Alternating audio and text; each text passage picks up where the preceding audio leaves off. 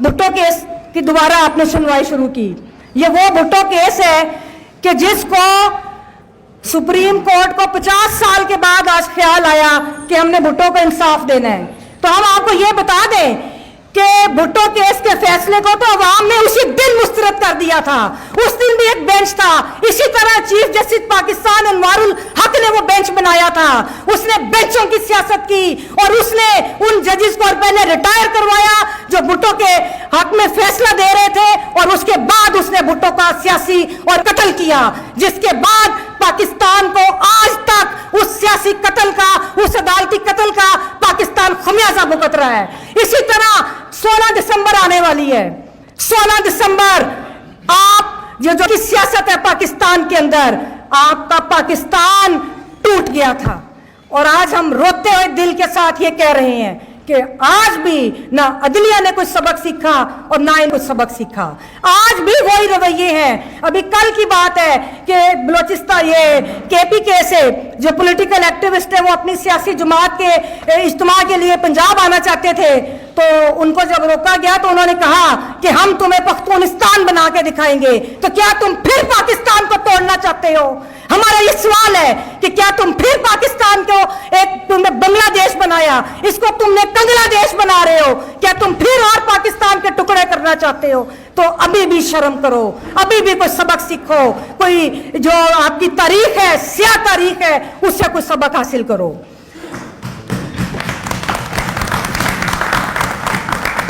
कल एक और वाकया हुआ कि बलोचिस्तान हाई कोर्ट के अंदर पता चला, डिवीजन बेंच बैठा था कि एक केस के अंदर बलोचिस्तान कोई नोटिस की तामील कराने के लिए गए, तो अदालती एहलकारों को रोक दिया कि आप उधर दाखिल नहीं हो सकते। ये कब्जा है आपके मुल्क के ऊपर, ये कब्जा है जिससे आप शहरियों ने और आपने अपनी आखिरी जंग लड़के इस कब्जे को छुड़वाना है। और जहां तक मिलिट्री कोर्ट्स का सवाल है, इतना टाइम जाया किया। 1 मिनट की बात है कि मिलिट्री कोर्ट्स नहीं बन सकती, गैर आईनी है, गैर कानूनी है, और हमेशा जो भी हमारे जमहूरियत पसंद तबकात है, बार एसोसिएशन है, उन्होंने इसकी मुखालफत की। तो अगर आपने फिर यही कुछ करना है तो फिर जाके सीधी अदालतें लगा लें। फिर क्या मिलिट्री कोर्ट्स, फिर जाए फिर उधर ही जाके अदालतें लगाएं और साफ दे लोगों को। अफसोस होता है ये सारी चीजें देख के। और आखिर में मैं जस्टिस फायज ईसा जैसे कहूंगी कि आज फिर एक तारीख दोहराई जा रही है।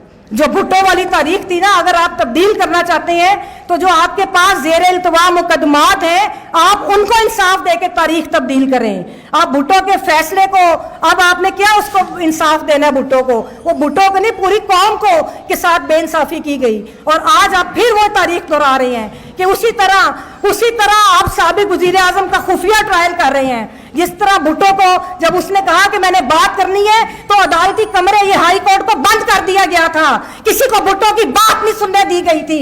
आज वही आप इमरान खान के साथ कर रहे हैं। आज उसको भी उसी तरह आप चाहते हैं कि उसका ट्रायल कोई ना देखे और उसको खुफिया अदालत के अंदर उसी तरह तारीख पर नजर डालें। जब भुट्टो के खिलाफ आपने उनको गवाह क्रिएट किए, और आपने क्या वो था मसूद खान जो इंटेलिजेंस एजेंसी का सरबराह था, आपने उसको 2 माह अगवा किया। अगवा करने के बाद उसको भुट्टो के खिलाफ गवाह के तौर पे पेश किया। इसी तरह आज आजम खान भी गायब रहा था। आपको याद होगा कि वो भी आजम खान को गायब किया गया, और फिर आज के साबिक वजीर आजम के खिलाफ इस तरह की गवाहियां तराशी गईं। और भुट्टो ने, आपको याद है क्या कहा था? जस्टिस फायज ईसा और तमाम अदलिया के जजेस को मैं ये बताना चाहती हूँ कि जब भुट्टो इस हाई कोर्ट में अपने प्रोसीडिंग्स के बाहर निकले थे तो उन्होंने कहा था नो कोर्ट। भुट्टो ने कहा था no court no justice, thank you Jimmy Carter. और हमें दिल खून के आंसू रोता है। मुझे आज भुट्टो याद आ रहा है, मेरा दिल खून के आंसू रो रहा है, जो कहता था no court no justice, thank you Jimmy Carter.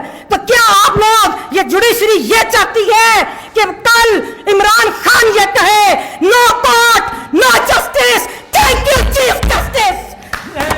और इस तारीख को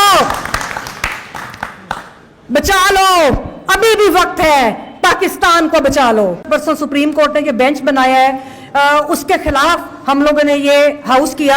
आपने देखा कि जस्टिस एजाजुल एहसन जो उस कमेटी के रुकन है जिसने बेंच कॉन्स्टिट्यूशन कमेटी के, उन्होंने खत लिखा चीफ जस्टिस पाकिस्तान जस्टिस फायज ईसा को, और उन्होंने अपने रिजर्वेशंस का इजहार किया कि जो बेंच मिलिट्री कोर्ट्स के हवाले से उनकी अपील सुनने के लिए जो बेंच बनाया गया है, वो बेंच के अंदर जिस तरह प्रैक्टिस एंड प्रोसीजर की प्रोविंस को पामाल किया गया और साथ उन रवायात को पामाल किया गया जिनकी बुनियाद के ऊपर बेंच बनते हैं, तो उन्होंने अपने उन खदशात रिजर्वेशंस को खत की शक्ल में चीफ जस्टिस के सामने रखा।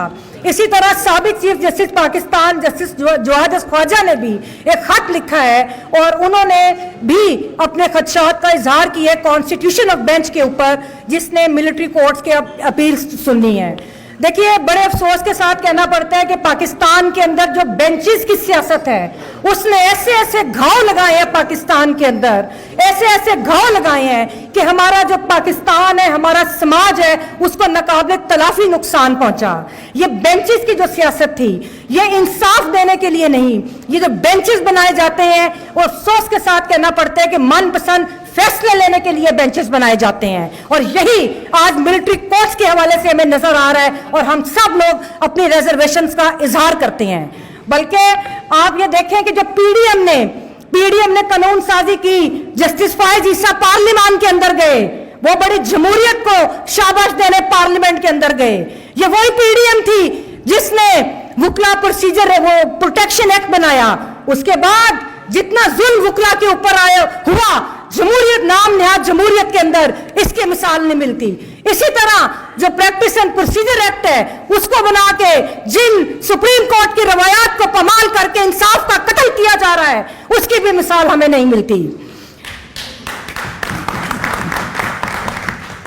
अभी चंद दिन पहले साबिक वजीर आजम इमरान खान ने एक खत लिखा था जस्टिस फायज ईसा को, और उन्होंने अपनी जमात के हवाले से, पॉलिटिकल विक्टिमाइजेशन के हवाले से, अपने जो भी उनके अपने हुकूक का तहफ़्फ़ुज़ मांगा था सुप्रीम कोर्ट से, लेकिन जस्टिस फायज ईसा आपने उसको जवाब दे दिया। तो क्या एक साबिक वज़ीर आज़म या कोई भी शहरी जो अपने हुकूक का तहफ़्फ़ुज़ चाहता है, क्या वो सुप्रीम कोर्ट के चीफ जस्टिस को नहीं खत लिखेगा?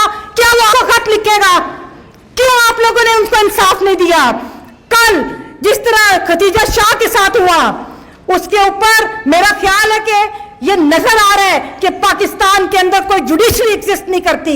पहले ये सियासी वर्कर्स और सियासी खवातीन को एक केस के अंदर जमानत मिलती है, दूसरे केस के अंदर, तीसरे केस में, चौथे केस में फिर उनको एमपीओ में डिटेन कर लिया जाता है, और अब उसको कत्ल के मुकदमे के अंदर एक दूसरे प्रोविंस के अंदर लेके जा गए।